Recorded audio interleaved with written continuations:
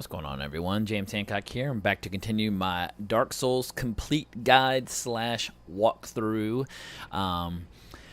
Here I am. I've just beaten the bosses of Anor Londo, and it's time to spend some souls and get into the latter part of the game. Now, from here on out, the game gets much more... I don't know, how can I describe it? If it was somewhat linear beforehand, I mean, granted, you have options on how the order in which you do things. Now you've got all the options in the world because you can teleport around. And due to having the, you're about to retrieve the Lordvessel, that's going to open up some doorways to different areas that were previously unreachable by me. So, yeah, I get to pretty much just wing it and pick and choose. And I'll occasionally probably make a mistake on what I think is the next best thing to do and then backtrack a bit because some areas are obviously dramatically more difficult than others. But here is one of the most famous NPCs in all of Dark Souls lore, primarily because she's got the biggest fucking tits you've ever seen in a video game. And I don't know why they designed her this way, but that's how she looks. And if you're a faith build, she's an interesting covenant to join. But yeah, Gwynevere, she's one of the daughters of Gwyn, who's one of the, those are two of the major NPCs in all of Dark Souls lore. Her sister Gwendolyn runs the Blade of the Dark Moon, which we will be fighting later on. It is this girl whose power makes Anor Londo look like this sunny, bright, and wonderful place that it is. In reality, it has been decaying and going into ruin for a very, very long time. At a certain point, we will come back and we will kill her, drop the illusion, and kill the remaining people in the area. But for now, we'll continue to play nice with her and kneel to her and talk to her and all that good stuff. So yeah, I'm not going to join her covenant just because I've been doing a bad job of getting like requesting absolution or leaving the covenants the right way, and so I'm rapidly accumulating a lot of sin, which actually is not that bad because if there are any other players around, that means there's a more likely chance they will invade me, and I don't mind the occasional invasion. It spices things up, it keeps you sharp. Once again, I can tell I'm wearing one of the wrong rings. I swear, every single time I'm doing one of these walkthroughs and I see which gear I've equipped, I'm always wearing my stupid rusted iron ring instead of my sorcery ring. Someone just, I don't know, send me a text or a voicemail and remind me to change my damn ring because I'm running around doing less damage than I should. Oh my god, it's just... I only seem to notice it when I'm doing the commentary on the videos and not on while I'm actually playing. But maybe that's why my spells haven't been hitting with the oomph. And I can guarantee you, because I've just finished playing this this session, that I don't change that ring during this playthrough, so I don't notice it for like the next 40 minutes. Which I guess is good, because when I finally do re-equip my sorcery ring, I will be packing more of a punch. So, as you can see, I can now warp to select bonfires. Unlike Dark Souls 2 and Dark Souls 3, I'm unable to port to any Dark Souls bonfire that I want. But here we've got Siegmeyer of Katarina. He's now hanging here. He briefly hangs out here before he resumes his adventures. But if you answer honestly, he will give you a cool faith spell. And once, as I said before, faith in Dark Souls 1 is a fucking awesome build, and I highly, highly recommend it. The only challenging part is initially accumulating your 10 sunlight medals in order to buy the second most powerful lightning spell. And you can gather your sunlight medals by playing PvE. I apologize if you're hearing a beeping in the background. That's my phone going off. But when I played through my faith build, there was still just enough co-op going on that I just got myself summoned to 10 gargoyle fights early on in the game. And if you're part of the Sunlight Bros, which I believe you have to have faith 20, every time you help somebody, you will get a sunlight medal. You know, Dark Souls 3 right now, if you want to accumulate 60 sunlight medals, you'll probably accumulate them almost by accident if you're doing co-op at all. So what I'm doing next is I'm returning to the very beginning of the game because there's still a boss there who's got an item. Eventually, I will be returning to Anor Londo to go into the painted world of Ariamis. I believe that's how you pronounce it. But in order to go into the painting, I have to have this item, and this item is in the possession of a giant boss that, if you go back to my very first video, when I first started, when you first appear, you're walking down this hallway, and I look through the bars, and I'm like, see that boss? We're going to come back there much later in the game. Well, now we've come full circle, and it's time to go back there and kick his butt. And what a giant butt it is. I'm skipping a little cinematic. You've seen it before. The Raven just comes and picks me up and flies me back.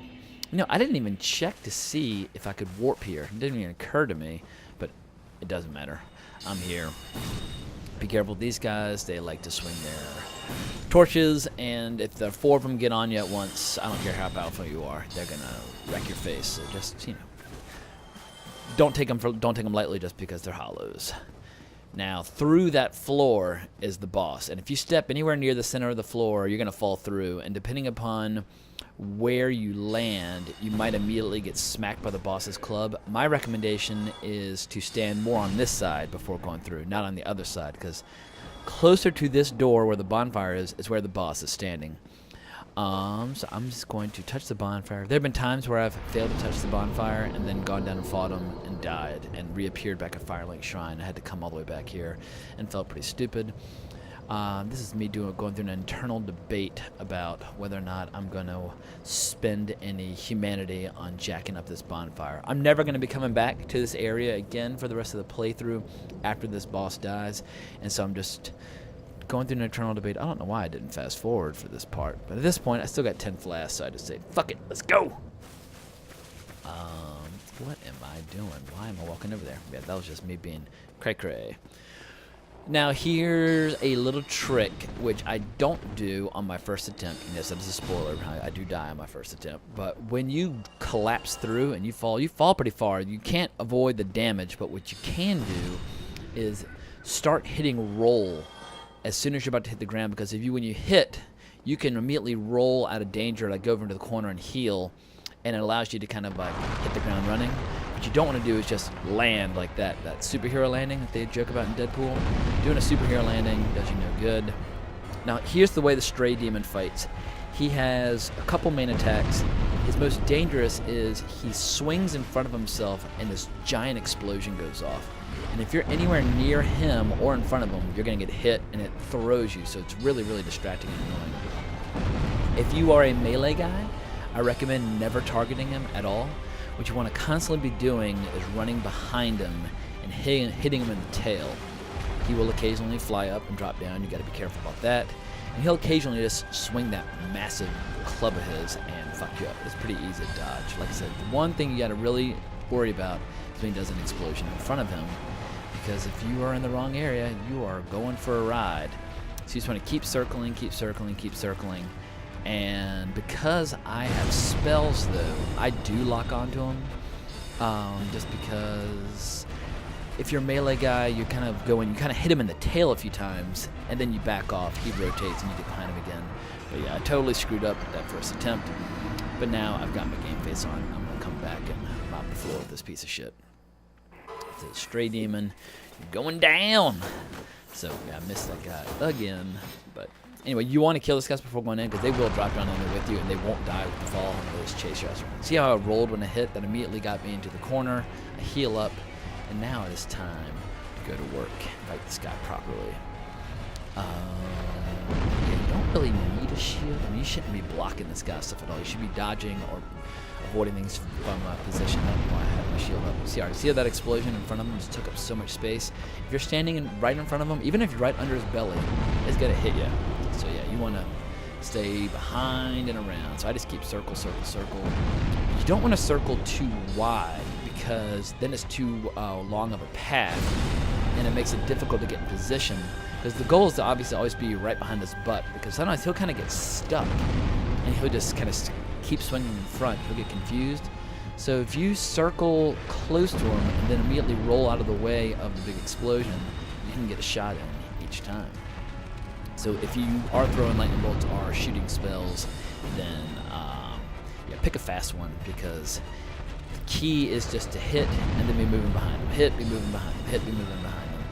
And there are people who come back here relatively low, and their strategy is so perfect, they just take them out very early on in the game.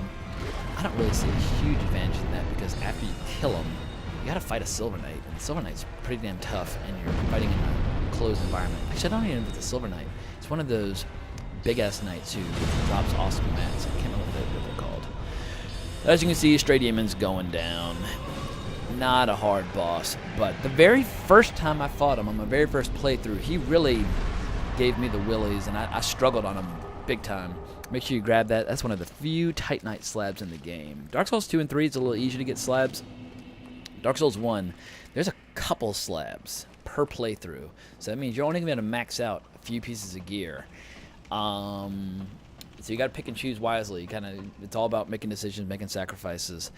And there's a chance for some slabs to drop when you go into the Great Hollow, when you're killing the crystal lizards, but don't take your slabs for granted and use them wisely. But anyway, that's my first, so I'm going to be saving that for a rainy day. All right, and this guy down at the end, if you're a sorcerer, when they're running towards you and they lunge, as soon as they lunge with their sword, your spell's going to go over their head, as I just proved. And if they're too far back, they block their shield and you don't do shit. So the key is to time it perfectly. I do not, so I just keep backing up, and just fucking up. I'm trying to get a chance to heal and get some spells in. But while they're running and about to swing, that's when you want to hit them if you're a spellcaster. If you're a melee guy, you know, parry them or get behind them or do whatever you want to do. Oh, I got whacked. Lucky he didn't backstab me. These guys, if they backstab, they'll probably just kill me. So I'm just getting a little distance. In the dark like this, sometimes it's hard to target these motherfuckers. He's also not pursuing me very aggressively. But here he comes. Die, motherfucker, die. Yeah, you're dead. And not only does he give me a red Titanite chunk, he gives me a pretty kick-ass sword. It's a sword that I would love to use, but I probably won't ever have the stats. For some reason, I love these giant Black Knight swords in both this one and in Dark Souls 2. I just think they look cool as shit. On Dark Souls 2, once I was playing as basically like a fire warrior or a pyromancer warrior, whatever you want to call it, but I was always wielding those Black Knight great swords. I just think they're cool as hell looking. And just, you know, the great swords, there's no getting around it. The great swords are just a ton of fun. I know they're predictable, but they have awesome movesets. Usually, they have a great thrust attack and a great horizontal attack, which is pretty much all you need. All you need is something that's really hard and straight and powerful, and something really wide and powerful. And you're good to go if you're going to be a melee guy. So now I am going to go to this weird little thing that's a recurring theme in all the games. I believe it started in Demon Souls, which is the precursor to Dark Souls, which I've never played, but I know it has a lot of common ground. But these weird little nests where you can drop items and get rare mats. The trick is, though, in Dark Souls 1, it only works if you drop, log out, and then back in, and then there's your item. I guess they just assume you're going to drop it and come back later on, but it's just easier and faster if you drop and log out. I'm doing this because I want to get a few Twinkling Titanites to upgrade my gear. I'm rapidly reaching the point where I want to put some points into my gear, because I'm definitely in the, like I said, the latter part of the game, and I'm not going to be playing dress up but so much from here on out. I just want to clear the game and move on. My goal is to just get back to Dark Souls 3, because I'm starting to miss it. But I do want to do a complete Dark Souls walkthrough, so once again, I just wanted to demonstrate how the nest works. Now I'm going to start fast forwarding. I'm going to drop a few things. If you look up on the just write Dark Souls nest on Google, and make sure you pick Dark Souls 1 instead of 2 or 3. They'll give you the complete list of all the things you can get. Just peruse the list, see what you want, and then go from there. I'm not going to be using any sunlight metals because I'm not doing any face spells, so I go ahead and drop 1 because I think it gives me a white Titanite chunk. Can't even remember what the white Titanite chunk is for, but I believe it's for holy and or occult. And I might make 1 occult weapon just for shits and giggles to fight the last boss. Although, that might not make sense because I can't remember. If occult scales with intelligence, then I will. But if occult only scales with faith, then I won't. So I might not need any white Titanite chunks. Anyway, I'm done playing. I mean, I could have dropped a few more things, so I'm just ready to move on. Once again, you just run back here, drop through the hole, and you're back at the beginning of the game. Now, I'm trying to figure out if I want to go to Painted World of Aramis, whatever it's called. And so I was thinking, oh, well, now I can jack up my Firelink Shrine to 20 flasks. What I forgot is you don't get the ability to jack up your bonfires to 20 by getting the that bowl from finishing Anor Londo. I totally forgot this.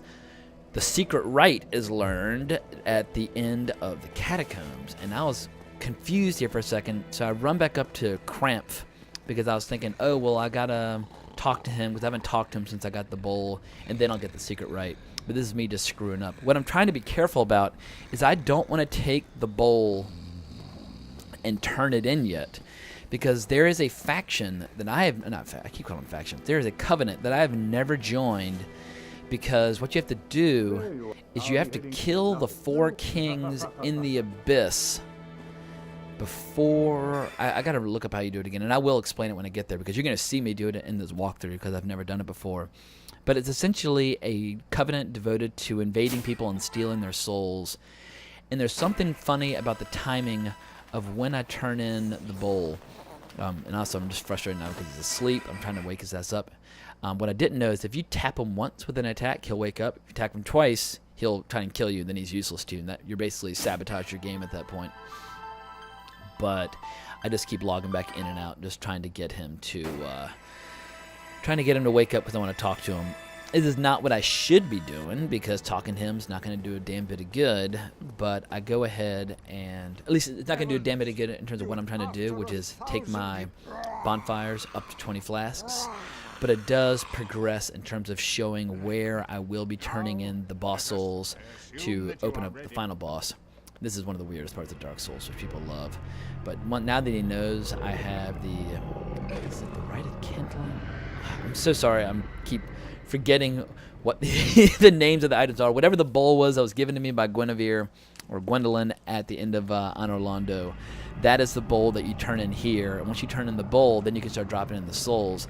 But I don't want to turn in the bowl yet because I'm not quite positive on the timing in terms of joining that really, really secret evil covenant that I've never joined before. Anyway, these guys are weird as hell.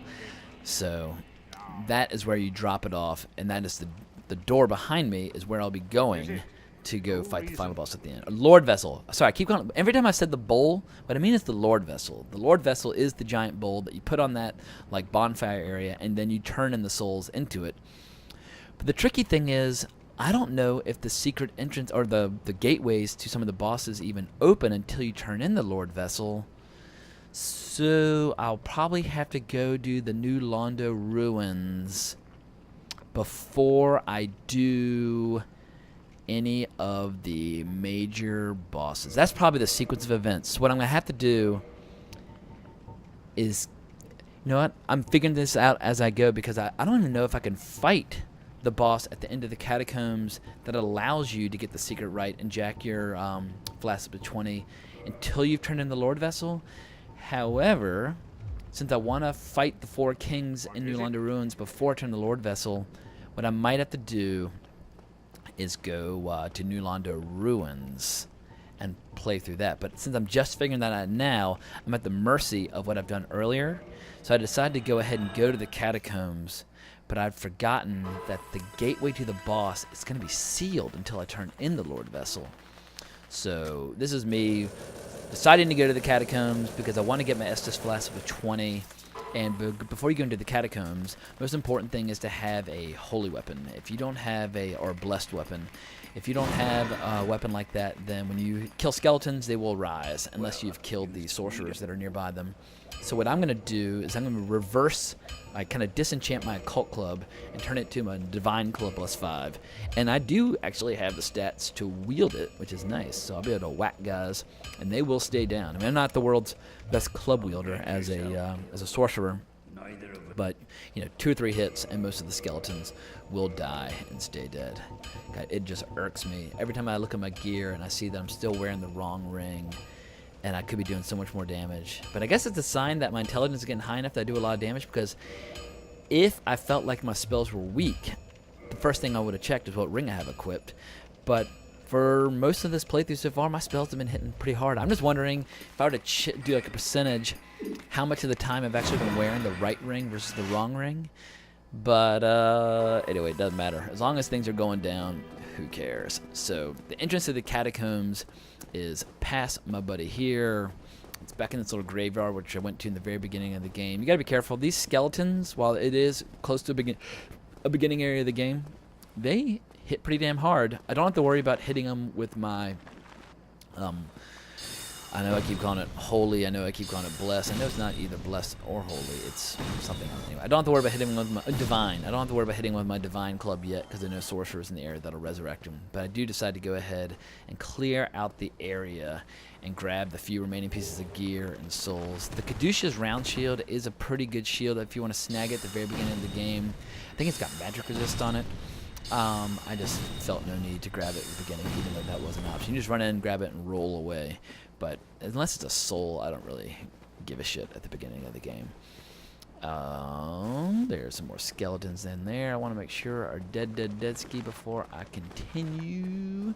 That is the official way down to the catacombs, but I'm not going to be going down quite yet because I'm going to grab the binoculars and the Zweihander. Zweihander is a big, badass, phenomenal, great sword. It's cool as hell looking, but I've never used it on any playthrough on any of the 3 Dark Souls games. It's, you know, it's just a big, giant, massive sword, but a wing spear, the Zweihander's down a little lower.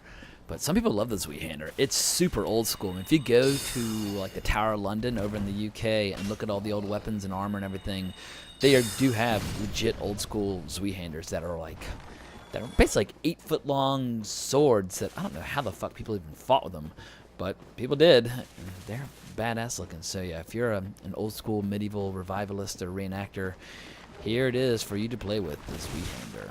Some people just really love it. I think at one point in one of the Dark Souls games, the Zweihander was considered pretty overpowered. Now, here is a lesson. Graveyard has a lot of dead ends where you can get stuck, and I just backed myself into one, and I can't get out to the left. I can't go forward because there's 3 skeletons, so I just start panicking, shooting spells.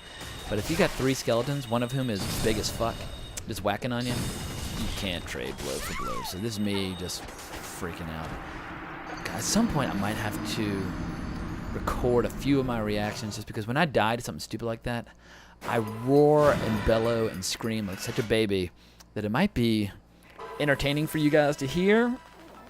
On the other hand, I'm basically creating evidence of what a psychotic I am, and I don't know if I want to, you know, make myself look ridiculous by including that. But in the end, the goal of these videos, more than to inform, is also to entertain. So hearing my live reactions and deaths might be entertaining to you guys, but just rest assured I lost my fucking mind when I made that mistake, because it was just such an unnecessary, unforced error. Yeah, just remember, like, you know, if you're gonna be one of those guys that shoots and backs up, just remember the route that you came, because whatever route you came is gonna be open. And if you got a graveyard with a bunch of headstones that are gonna block you, don't be stupid and block up into a dead end. So this time I'm smarter. I'm still getting hit a bit. That's all right, as long as I'm just backing up into something with some maneuverability. Yeah, I kind of enjoy fighting skeletons. I like fighting anything with sword and shield. I don't like fighting like slimes. I don't like fighting spiders. I don't like fighting scorpions. I don't like fighting like mushy kind of gross things. I like fighting things that have melee weapons and shields and fight you man to man, skeleton to skeleton, woman to woman, whatever. I just think it's more dramatically interesting. So down here is an item which some people love and some people use. I have never used the binoculars in Dark Souls ever. I guess maybe it feels like your very first playthrough of Dark Souls 1, 2, or 3. The binoculars would be useful for scoping out areas.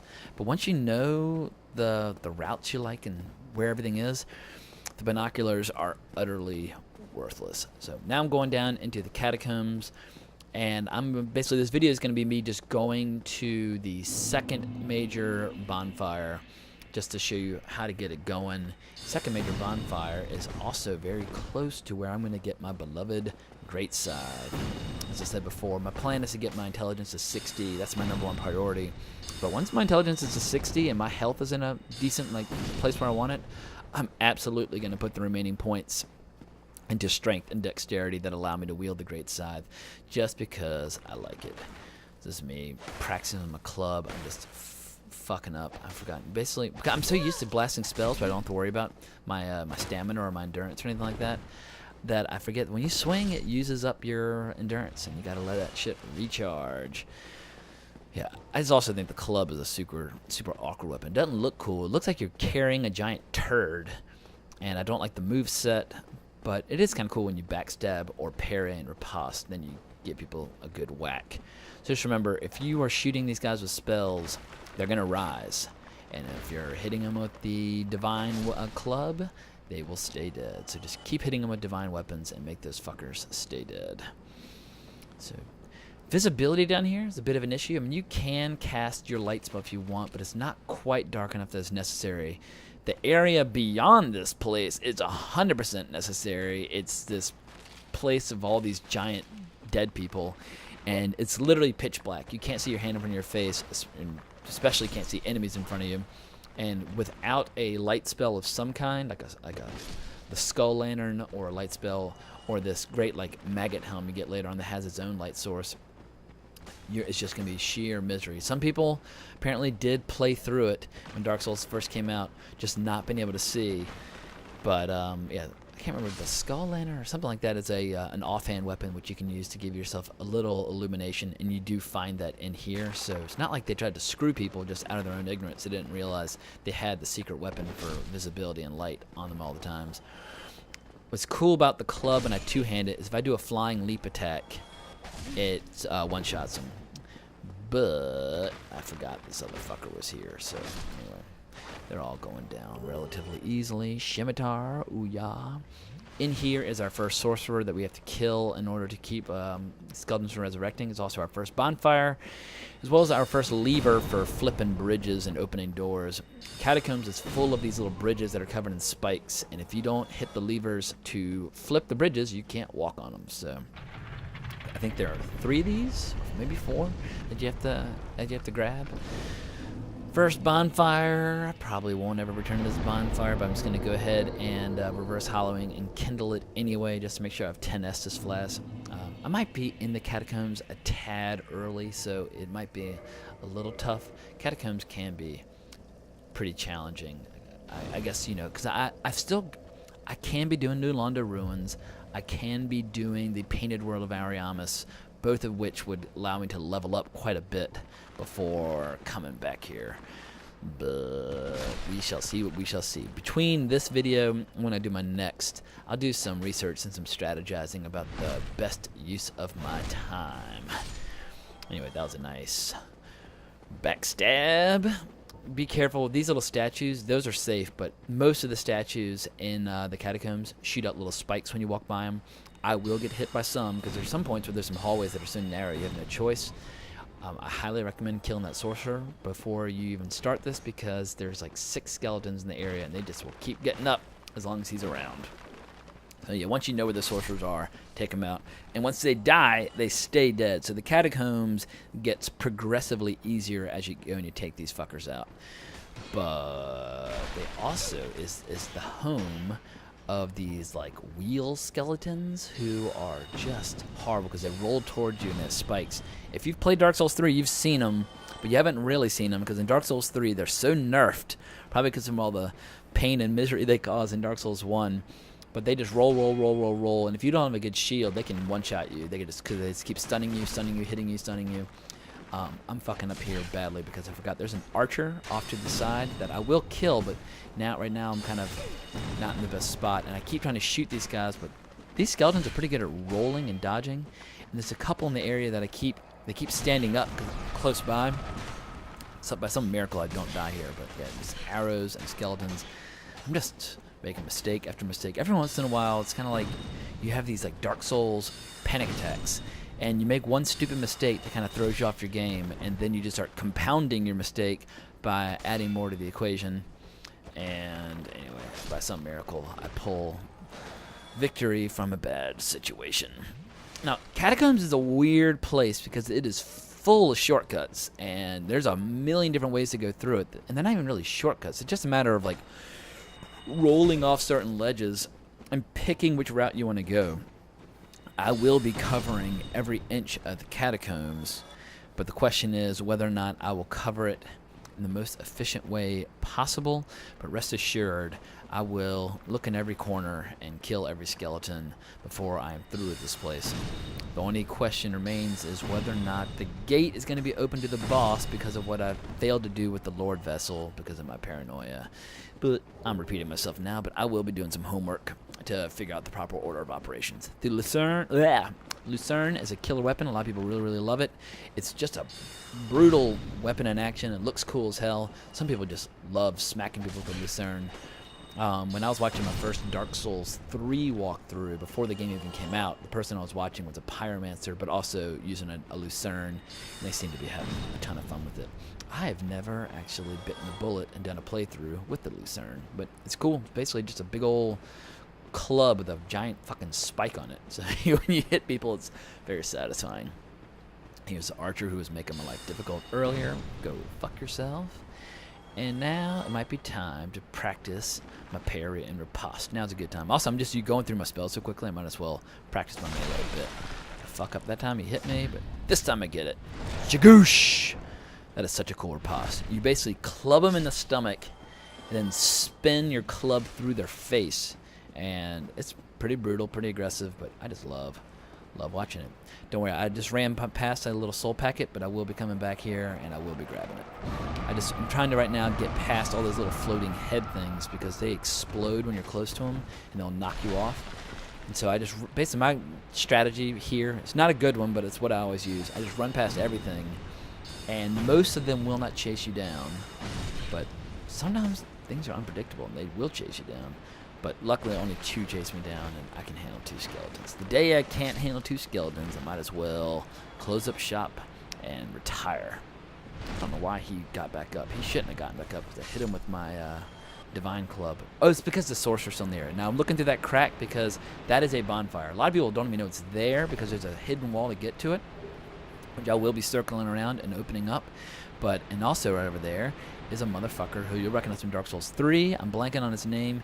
He is probably the most dishonest NPC in all of Dark Souls. I don't believe he makes an appearance in Dark Souls 2, but he likes to do things like lock gates so that you get trapped in areas. He likes to push you off things because he's always trying to get you killed and steal your gear. But if you outsmart him enough times, he will become a vendor in both this game and in Dark Souls 3. So don't kill him as much as you might be tempted to. He is useful. He's got a role to play. So you've got to talk to him a few times, let him betray you a few times, and then he will eventually become an excellent vendor. And he appears for me in the last quarter of Dark Souls 1. But it's crazy how I'm starting to get really near not the end of the game, because I still got so many huge zones to explore, but there's definitely a little less in front of me now than there is behind me. It's funny, the first time you play any Dark Souls game, it takes forever to figure out where everything is and how to kill everything and what to do, and then the more you play them, the more you just get efficient, more and more efficient. That fireball means the sorcerer's nearby. He just hit me, that piece of shit. But you get so efficient, you can just rip right through things and just keep on moving. And then it gets to the point where you're just one of the speedrun people who's like, the only way there's still a challenge is if you're just trying to kill the bosses as fast as humanly possible. Sometimes not even kill all the bosses, just get to the end of the game as fast as possible, which is when you see, I think the world record on Dark Souls 1 right now is like 44 minutes, which just blows my mind that people could get through Dark Souls that fast. But these guys are, everything's a matter of seconds, and they are so pro. I really enjoy watching them try to break their own records. There's the skull lantern that you can use to see in the dark, but it does mean your offhand weapon will be used up by it. These things have spikes that come out of them, so be careful. And now I'm going to talk to this dishonest person, and I'm going to talk to him now. And I'll also be talking to him in the next zone where he will be pushing my ass up a cliff and trying to get all my trinkets. So just once again, I said be patient, and he eventually will be useful. But right now he's standing in front of a handle that I need to pull in order to flip a bridge. So it's time to just kind of reach around him and pull that lever. Yoink! And I just flipped a bridge, and now it's time to open up the path to a secret bonfire. So sorry I was a little disorganized on this one. Now that Anor Londo is in the rearview mirror, I have so many options on how to do things. I just kind of feel things out and figure out what I want to do and what order. There's a player I can summon, but this bonfire is really, really important. It's the bonfire I'll be using for most of my exploration of the Catacombs. But if you enjoyed this video, please subscribe and hit like and leave me a comment and all that good stuff. And you can give me a shout on Twitter at Colbrax. And if anyone ever wants to play a little co-op, I'm always down for that as well. But I hope you enjoyed this. Hope you found it informative. And yeah, now that I've got my momentum going, I hopefully will be finishing up my Dark Souls playthrough within the next week, because I know that next week on Wednesday, Dark Souls 3 is making an announcement about when they're coming out with their expansion pack. So it'll give me kind of a ticking clock to get back up, basically get back to current gameplay, so that these videos will have more practical value. And if you're hearing my phone again, I apologize. It's been ringing this whole damn time. I'm just kindling this bonfire, and it is time to draw this video to a close. I don't know why I'm just running back and forth. It's been an idiot. Oh, I'm trying to find a place to do my bow. I can't do it if the rest of bonfire option's there, so I'm just doing this corner, a little close up. Dramatic bow, got a flair for drama, all that good stuff, and I'm out of here. Thanks for watching, folks.